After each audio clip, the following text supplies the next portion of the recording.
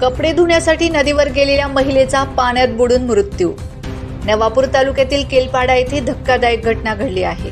नदीपात्रात कपडे धुण्यासाठी गेलेल्या महिलेचा पाण्यात बुडून मृत्यू झाल्याने एकच खळबळ उडाली आहे।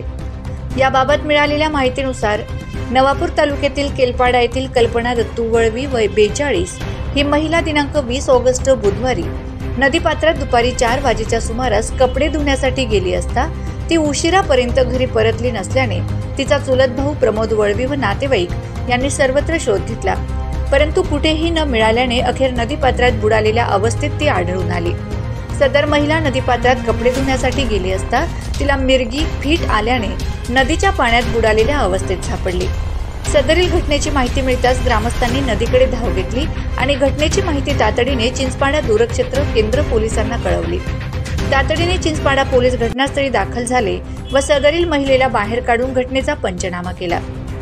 यावेळी कल्पना वळवी या महिलेला नवापूर उपजिल्हा रुग्णालय येथे दाखल केले असता वैद्यकीय अधिकाऱ्यांनी कल्पना हिस तपासून मयत घोषित केले।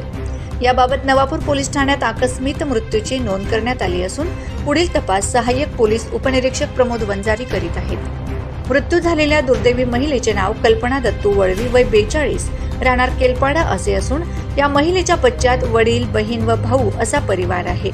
Bureau report, Navapur express news, Chinchpada.